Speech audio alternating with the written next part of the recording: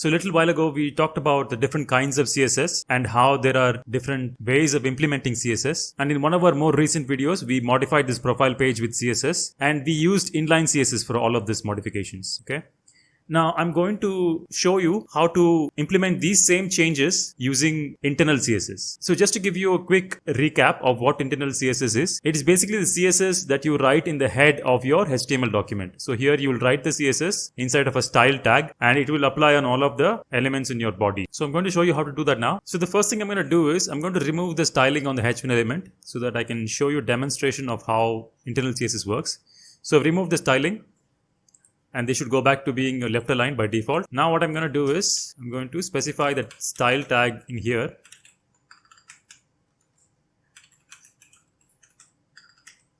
Okay, so I've opened the style tag and I'm going to close it now.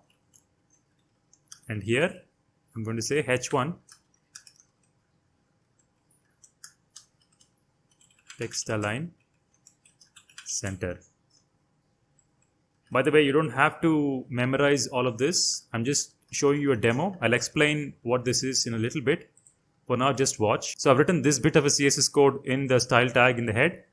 Now I'm going to save this and refresh it. And now you can see that the heading is centered. So let me explain what I've done here. Now the first thing is I removed the styling here so that it goes back to default. And by default, all of the text is left aligned. Now here I've opened the style tag and I've given it a type of text/CSS. And inside I've given this code. This is the CSS code that is affecting this change. So as you can see here, what I've done is I've specified the element that I'm targeting. So this is called a target element. And inside of here, we can specify a list of CSS properties that should affect the targeted element. So this part is referred to as a CSS selector, and the reason why it's called a selector is that we are basically selecting which elements to target to apply these CSS properties that comes within these flower brackets. So for that reason, this is called a CSS selector. It's basically selecting the target elements, and whatever comes after that in the flower brackets is basically the CSS properties that would apply on their targeted elements. So here we have one H1 tag here, and this property is being applied on this targeted element. That's all this particular code is doing. Okay. So now let's move on to the next item. We have a height of 200 pixels here. I'm going to remove this.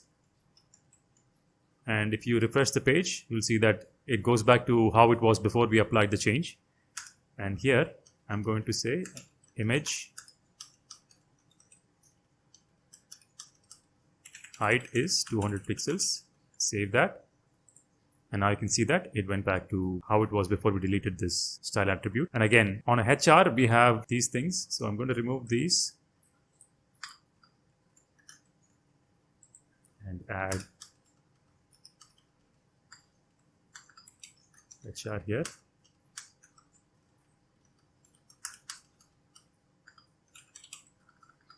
Margin 20 pixels. And it's basically like we didn't change anything here. So that's good. Now, again, we want to do the same for these.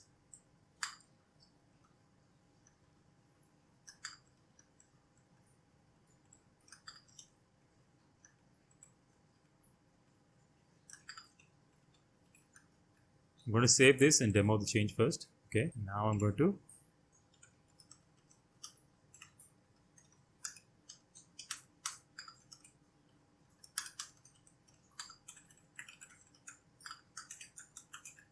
padding is 5 pixels and we get the same changes again. Now, I just want to quickly point out to one thing. If you see here, earlier we had applied the inline style to all of these li tags. So right now we have 4 items in this list and we had to apply the style equals padding 5 pixels on all of 4 of these li elements. Now imagine if this list was 1000 items long, then you would have to have applied the style on all of those 1000 li elements. And let's say instead of having padding to be 5 pixels, if you wanted to change it to be 2 pixels, then you would have to go again and do it on all of the 1000 items on that list. So in a way, inline CSS is kind of tedious because you have to do a lot of repetition. And if you look at what we've done here, we've applied this particular styling on all of the li elements on the body of the HTML page using just this 3 lines of code. It's barely even 3 lines. It's just, it can be written in one single line. So in that way, we can avoid repetition. So this is a huge advantage to internal and external CSS over inline CSS. And again, let's say that you don't want 5 pixels. Let's say you want to have it to be 2 pixels. I'm going to save that and you'll see that it's minimized all of that. You just have to change it in one place. So that's another huge advantage of doing it like this. And we can do the same for these things as well, because as you can see here that we've repeatedly written the same lines of code on all of the TD elements. And there's one very important thing in programming is that there's a principle called DRY, which stands for don't repeat yourself. So a good piece of code always avoids repetition. So internal CSS allows you to do that. So let's quickly go ahead and implement all of these changes on the rest of the document. So I'm going to delete that and save it first. And also go ahead and create the tag here in the head.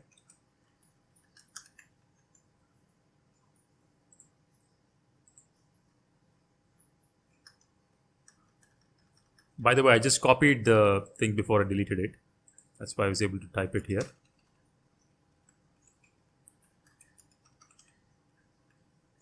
Okay, let's save that. And we got it back. Similarly, let's do this for the TD elements.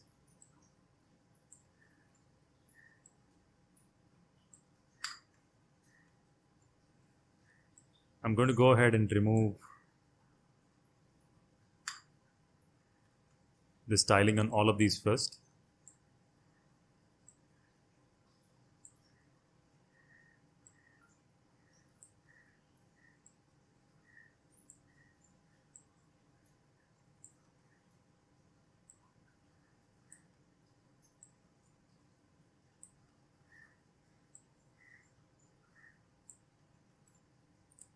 And save it. So this is how it looks. Now I'm going to apply the styling on the TD element.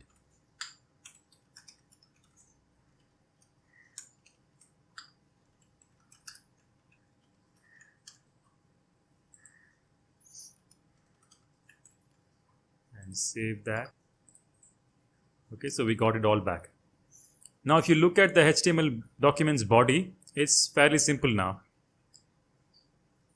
Now we have one small thing here, which is that we have this particular TR element styling in place, and we cannot pull this up here the same way we've done the other things. The reason being, if you look at all of these elements that we've targeted so far, we targeted the H1, the image, the HR, LI, table, TD, and what's common in all of these is that it's either targeting just one element on the body page. For example, there's only one H1 tag here in the body, so it's targeting this using this method. And similarly, there's only one image, and we have two HRs, but the same styling applies to both the HRs. Similarly, we have four LIs, but the same styling applies to four LIs. And there's only one table, so we're able to do this. And all of the TD elements, even though we have several TD elements, they're all using the same styling. But what happens when you have multiple elements, but only one of those elements needs to have a styling and the rest of them don't need to have that styling? How do you tackle such a change? So this we're going to look at in the next video when we look at the other ways of using CSS selectors. Please make sure to like and share this video, subscribe to our channel, and also press the bell icon to receive notifications. Thanks for watching. See you in the next one.